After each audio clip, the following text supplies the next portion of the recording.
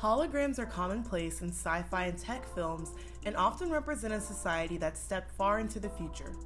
In the present day, another industry is using holograms to look to the past. Hologram technology has been used by the entertainment industry to recreate life, or at the very least, lifelike images of artists who are no longer living. Holograms are used to pay homage to artists and feed the fans' nostalgia, but many have questioned the ethics of these projects. How much of a deceased person can be recreated before the line is crossed? And is it fair for these artists' estates to profit off these holograms when the artist never consented? Let's get into it. The technology behind these holograms is an improved version of a Victorian-era parlor trick called Pepper's Ghost. The illusion involves strategically placed mirrors and lighting to create a ghostly, translucent image of an actor. The actor would hide in a recess at the bottom of the stage, and the crew would use mirrors and lighting to create a 2D projection that appeared three-dimensional. However, like with all holograms, when the viewer gets too close, they're able to tell the image is really two-dimensional. Though the image projections aren't technically holograms, I'm going to refer to them as such because that's how they've been marketed to the public and people call them holograms when they talk about them. In reality, a hologram is a 3D image created by beams of light or a laser. These celebrity holograms are 2D images made to appear 3D. This technology was all the rage in the early to mid 2010s, but have since been less talked about. Buzz about hologram technology resurfaced in 2020 when Kanye West gifted Kim Kardashian a hologram of her father for her 40th birthday. 40 and all grown up. The most beautiful thing that I have witnessed is watching you grow your family. Keep doing what you're doing, Kimberly. You are a beautiful soul. Know that I am very proud of you, and I'm always with you. I love you, Kimberly. The hologram shared a special message with Kim and danced and joked, and Kim said the present was the most thoughtful gift of all time. What about when these holograms aren't just heartfelt gifts? What about when they're meant to recreate a singer who could potentially tour again despite no longer being alive? Is there a problem when potential profits are in the equation, or is the artist's hologram simply being sold to fans like another piece of merchandise? In 2012, a hologram of Tupac performed at Coachella.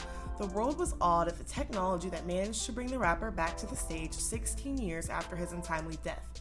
Tupac's hologram headlined Coachella with fellow 90s rappers Snoop Dogg and Dr. Dre, who performed in the flesh. It had been Dr. Dre's idea to revive Tupac in hologram form. He had seen other commercial uses of the technology and wondered how it could be used to get Tupac on Coachella's stage.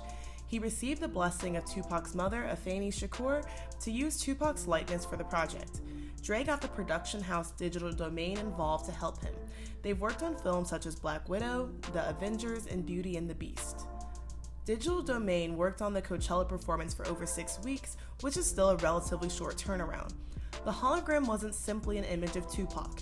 It also wasn't created from a 3D scan of Tupac as many holograms today are since Tupac died in the 90s. Digital Domain used the Pepper's Ghost trick to put Tupac on stage again.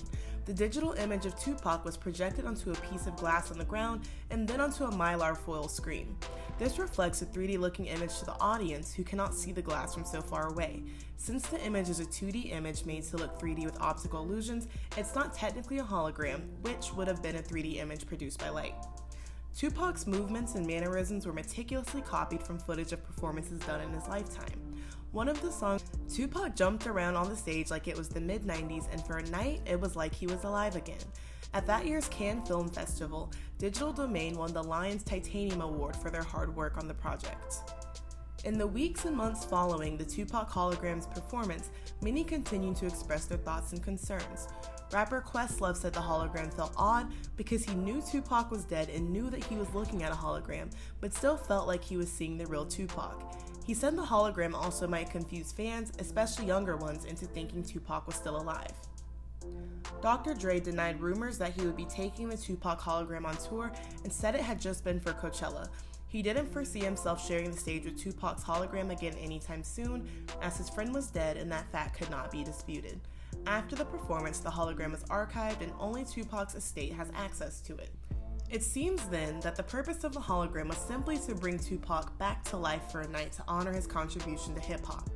Dre and Digital Domain were adamant the intention was not to continue to profit off of Tupac's name and allowed the hologram to rest with the estate.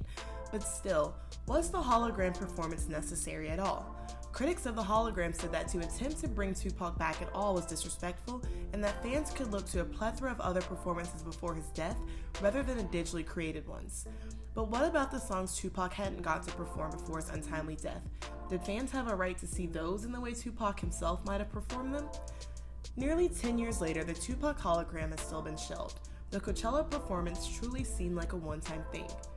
The success of the technology led to questions regarding how celebrity holograms could be used in the future. Could a hologram perform in place of a celebrity with a busy touring schedule? Could they participate in collaborations the real celebrity didn't have time for? The creation of Tupac's hologram raised a question people are still asking today.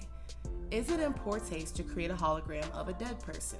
The hologram appeared again in 2020 in a teaser for Supreme's Spring/Summer 2020 line. The Tupac hologram performed Hail Mary while wearing Supreme underwear in a teaser for the new line. This was the same hologram that had appeared at Coachella. In 1995, Selena Quintanilla's life was tragically cut short at the age of 23. At the time, the Queen of Tejano had multiple unfinished projects and unreleased songs to her name, including her posthumous album Dreaming of You, which only contained 4 English songs Selena was able to complete before her passing. Fans were devastated and left to wonder what could have been, since Selena had been at the top of her game when she lost her life. She was an icon in the Latin market and had just begun her journey to conquer the English pop market. Selena's family has kept her legacy alive through movies, television shows, albums, makeup lines, and other Selena merchandise. Fiesta de la Flor, which is created in Selena's honor, is an annual festival that celebrates her life and legacy, and Selena fans travel from all over the world to attend. Her old production studio also doubles as a museum where fans can see Selena's stage outfits and other personal memorabilia. The Quintanilla family has been notoriously protective of Selena's image. Selena's father especially has been quick to sue fans who have tried to put out their own Selena merchandise, which has upset fans. Mr. Quintanilla has also been in a rather public legal battle with Selena's husband, Chris Perez, over adapting To Selena with Love, a book Chris wrote about their life together, into a mini-series. Though Selena was married when she died, the rights to her name lie with the Quintanilla family. That's because Mr. Quintanilla convinced Chris, who was only 25 at the time and grieving, to sign away his rights to Selena's name and give them to her family. Typically, a spouse has the rights to the deceased estate. Fans and Chris himself found it unfair that Selena's husband was unable to speak about the life he shared with the singer, and on top of that, the Quintanilla family slowly began to exclude Chris from projects related to Selena and pretend as if he never even existed. Selena's family has been accused numerous times of being more concerned with profiting from her death and making money grabs than they have been with promoting or protecting Selena's legacy. Regardless, her family have managed to keep her image alive almost 3 decades after her death and have made her a household name even for generations born after Selena's passing. In 2015, it was announced on Selena's official Facebook page that Selena's likeness would be used for a project that was the first of its kind. The tech company Acrovert had been working on a technology called a digitized human essence. Selena's sister Suzette confirmed the news by saying Acrovert had approached the Quintanilla family with the idea. The digitized human essence would be called Selena the One and was billed as a walking, talking, singing, and dancing digital embodiment of Selena. Selena the One was set to begin touring in 2018. Selena the One would sing the Selena songs fans knew and loved, as well as release new songs and collaborate with contemporary artists. Acrovert worked with experts in neuroscience in order to create the technology for digitized human essences, which would be able to learn new information and react to information the same way as the person it was based from. It could respond autonomously and in the moment, rather than having pre-programmed responses and movements. It would be able to react with humans in the real world and perform human functions like playing sports and holding conversations. In this way, the digitized human essence would be more complex than a hologram, which is simply a projection of an image. The digitized human essence was intended to replicate Selena's personality and arguably her soul. Selena the One secured media partnerships before it had even been launched. Fans were supposed to be able to keep up with the creation process and eventual performances through SelenaTheOne.com, though the website no longer exists. Selena's father, Abraham Quintanilla, revealed to the public that the process of creating the digitized human essence was more complicated and expensive than they had anticipated. The family had previously tried to create a Selena hologram with the company responsible for creating Tupac's hologram, but they were unimpressed with the prototype as it seemed hollow and more like a ghost of Selena than the actual performer. For this reason, they decided to pursue the digitized human essence. Creating the digitized human essence would be expensive, so an Indiegogo campaign was made to crowdfund for the project, and it went live on what would have been Selena's 44th birthday. The campaign only raised $11,000, which was only 2% of its $500,000 goal. As much as fans were excited to see a version of Selena back on stage after over 20 years, they questioned whether Selena the One was an appropriate move for the family to make. Fans said that it felt as if the Quintanilla family was trying to replace Selena or to find another way to profit from a tour even though she was dead. Suzette was excited to be approached by Alcovert to premiere the digitized human essence. As a Latina, she felt it was important representation. Suzette responded to this criticism by saying, "We think it's something amazing. A lot of the new fans that did not get to experience what Selena was about hopefully will be able to get a sense of her with this new technology that's going to be coming out." As a fan of Selena who was born a few years after she died, I'm not sure how much I agree with Suzette. I know what Selena was about. I know about her magnetic stage presence, her powerful voice, and her charismatic and loving personality. I know that she was a naturally gifted singer and dancer with a humble heart. I know that Selena was silly and loved to laugh, but was serious about her family, friends, and fans, and about her passion for music and fashion. I learned all of that through the pictures and videos of her performances, as well as by the way her family and friends have spoken about her for decades. As much as I would have loved to have been able to attend a Selena concert, I've accepted that sadly won't be the case, even with Selena the One. If I went to one of those concerts, I think it would be a sad reminder that the real Selena is no longer with us and she can't be replicated.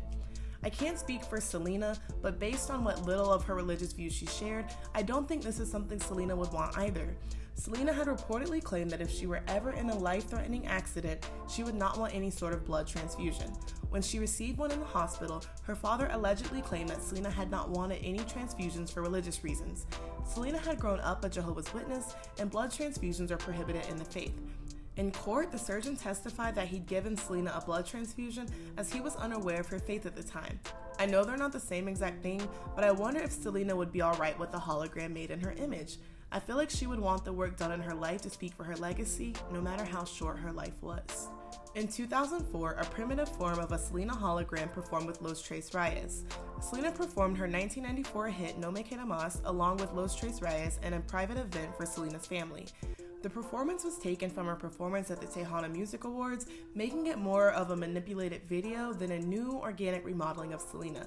However, the image is sharp and clear, and it looks as if it's truly the Selena from 10 years prior singing her heart out on the stage.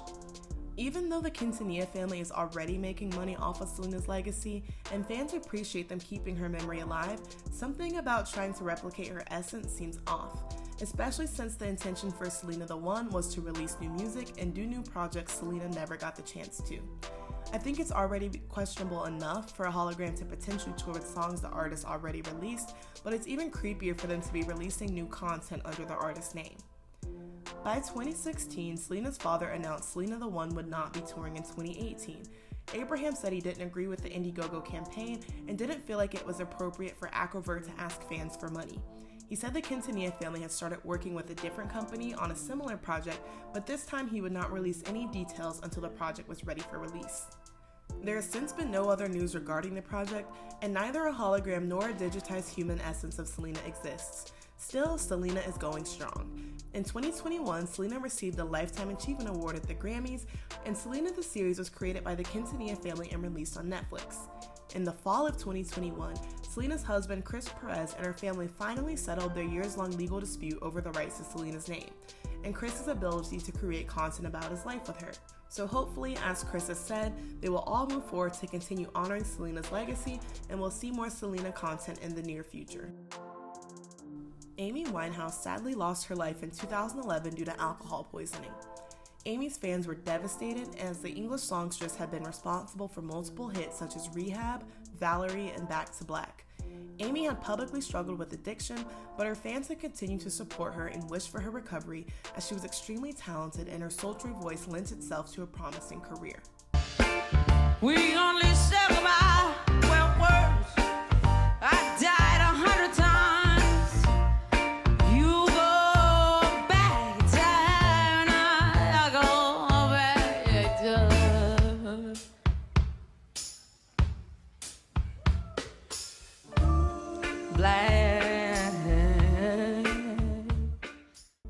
In 2008, Winehouse won 5 Grammys, including that year's Best New Artist Award, Song of the Year, and Record of the Year.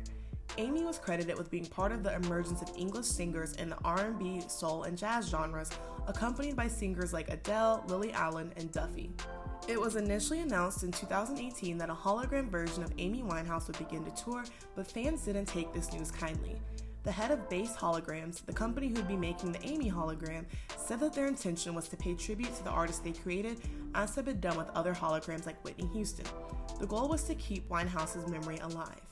Amy Winehouse is nowhere near forgotten, with fans all over the world still enjoying her music a decade after her death. The Winehouse estate still brings in over £1 million a year. Later in 2019, Base Holograms announced that their Amy Winehouse project would be postponed. This was because there was still a lot of creative work that needed to be done to create the concert they had planned. The CEO of the company said that kind of creativity didn't necessarily follow a schedule. For those who found Amy's hologram to be unethical, the matter of consent was a large part of the reason. Before her death, Amy hadn't consented to a hologram being made of her likeness or touring in her name. A Los Angeles actress told GQ magazine that she believes she may have accidentally auditioned to be Amy's body double for the hologram. The actress believed she was auditioning for a role in an Amy Winehouse biopic. She was told to mimic Amy's performances, mannerisms, and nuances perfectly. When the actress finally caught on and asked if the role was related to the hologram, she'd never heard from the company again. The Amy Winehouse hologram was intended to be capable of interacting with the audience, dancing, and performing with a live band and singers. Intentions were for proceeds from the Amy Winehouse hologram to go to the Amy Winehouse Foundation, which helps young people struggling with substance abuse. As good as the intentions are, does it excuse creating a hologram to tour in Amy's place? Amy's father, Mitch, who has taken on a large role in the hologram project, questioned the ethics himself. He said it was a way for fans to get to know the real Amy and that the money the tour made would go to a charitable cause. Still, is it fair for someone who had begun to hate touring and didn't consent for her image to be used to go on a world tour, even in hologram form? Does it make it okay because the real Amy is no longer suffering and real people are being helped in her name? Or is it exploitation just the same, and should the Winehouse estate just let her rest? Just how similar to the real Amy Winehouse would the hologram be anyway? Base Holograms said that Amy would be portrayed at her best and that the hologram would not smoke or drink on stage. Though Amy's family and fans obviously don't solely remember her for her drinking, it seems as if excluding it completely from the hologram sets the example that holograms can be a more sanitized version of the individual. Parts of the person that weren't perfect can be excluded, making the hologram how the person's family might want them to be remembered rather than showing them as they actually were. Fans fell in love with Amy because she was troubled and imperfect and open about her struggles and loved her fans through it all. Her talents weren't diminished by her flaws, and it's not fair for parts of her life to be cut out for the sake of the hologram. If it's such a sensitive thing to include, perhaps the hologram doesn't need to be made at all. It's not fair for an artist to lose autonomy over their image and likeness just because they're no longer living. One of the biggest problems with the hologram industry is just how many companies are seeking to profit off this technology. Since there are multiple companies attempting to make celebrity holograms, they've attempted to buy up the rights to certain celebrities and their images. For example, the company Hologram USA, which made the Whitney Houston hologram, also owns the rights to Patsy Cline and Billie Holiday. Hologram USA also owns the rights to Chief Keef, whose hologram went on tour in 2015, but one of the shows was shut down by police. Whitney Houston's hologram performed last fall after the latter 2020 shows had been postponed. The performance, called An Evening with Whitney, took place in Las Vegas, and dates in the UK were scheduled as well. From 2015 to 2018, the Houston estate had been in previous legal battles over the use of a different Whitney hologram. The Whitney hologram had been meant to perform on The Voice in 2015, but at the last minute, the Houston family pulled the plug, claiming the technology wasn't ready. The estate claimed that Hologram USA did not put enough effort into the hologram and that it wasn't the lifelike, well-defined version of Whitney they'd been promised. Hologram USA said the Houston estate had no legal right to decide to pull the project. Pulse Evolution, a completely different company, owns the rights to big names like Marilyn Monroe, Elvis Presley, and now Selena Quintanilla. None of these artists have given consent for their bodies to be turned into holograms, nor could they have probably ever fathomed this technology would exist. Though the people in control of their estate, usually their families, have the rights to create merchandise and media with these celebrities' likenesses, does creating a hologram, something intended to copy the very person themselves, cross the line? As with Whitney's family, what if the family doesn't like the final product because it's not a perfect replica of their loved one? Should they have the right to terminate a contract just because they don't like the final product? To be fair, it seems like families would be dissatisfied with the finished project more times than not, since if you really knew a person, a hologram is never going to compare. Is it fair for companies to have the rights to recreate a person, especially when they can take certain creative licenses or remove aspects from the original person from the hologram? It's also unclear how much autonomy these holograms will have. It seems the intentions of the technology range from an image that's just meant to perform to one that acts like a completely independent human. Will we soon see holograms of deceased performers and audiences at award shows? Will the holograms converse with people and make new friends, or possibly talk to people the original person may not have liked? In a sense, these holograms have the ability to rewrite history and alter the legacy of a performer through no fault of the performer themselves. This technology isn't only being used for musical performances. In 2014, the chocolate company Dove CGI to resurrect Audrey Hepburn. The commercial was one of the first like it and one of the first to look so realistic. Framestore, the visual effects team who created the commercial, used a combination of Hepburn's film catalog and photograph to recreate her, similar to how Digital Domain recreated Tupac. The image of Hepburn is 100% CGI, edited over an actress who acted out the commercial. Is it not odd or unethical to edit a dead person's face over a living person, simply to play at people's nostalgia heartstrings? Will these holograms and CGI technology be used to show us artists in their prime, rather than recognize aging as inevitable? Will living artists eventually have to compete with a younger, more desirable hologram version of themselves once they reach a certain age? Actors already use this technology to appear younger in films. If holograms and CGI make people immortal, will the music industry stagnate? Why do we need new singers if we can recreate ones we already know and love? Can singers from two different eras completely collab? Not gonna lie, I would pay good money for a Selena and Bad Bunny collab. Why do we need original singers or actors if the hologram version is perfect, never gets tired, and can be in multiple places at once? Now, this is starting to sound like that one Black Mirror episode with Miley Cyrus. There is something to be said about the fact that this technology is not yet commonplace. People still prefer to see original artists over digital ones, and now especially do we seem grateful for human interaction and in-person shows. The holograms seem to be more of a trend of the 2010s, and oftentimes seem easier to create in theory than they are in practice. They're also extremely expensive technology, and I can see pushback from fans happening if this resulted in more expensive ticket prices, especially since they aren't seeing a live human being perform. The debate about celebrity holograms comes down to how these people are remembered.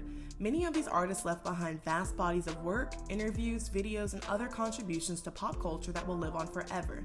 Especially with social media and YouTube, a lot of these artists seem like they're not going to fade from relevance anytime soon. The performances they've given us in their lifetimes are enough, and we don't necessarily need more. For artists who died young, like Tupac, Selena, and Amy Winehouse, part of what draws us to them is that we don't know what else these artists could have given us, and we're left to wonder what could have been. But fans have made peace with the fact that they will never know, and are content with the content they've been given. I can't say that I would want a Selena hologram to sing the English songs intended for her album, just because Selena was never able to record them herself. It's intriguing to see how hologram technology will progress throughout the decade. We'll see if Amy's hologram goes on tour in the coming years, and if any other celebrity holograms in the works eventually make their debut. By then, we'll see if the technology ever caught on. Maybe it will, as a response to everything going on in the world. Only time will tell. Let me know your thoughts on celebrity holograms. Are they unethical? Let me know your thoughts in the comments, and as always, be sure to like, comment, subscribe, and tell me what you'd like me to talk about in my next video. Thank you guys for watching.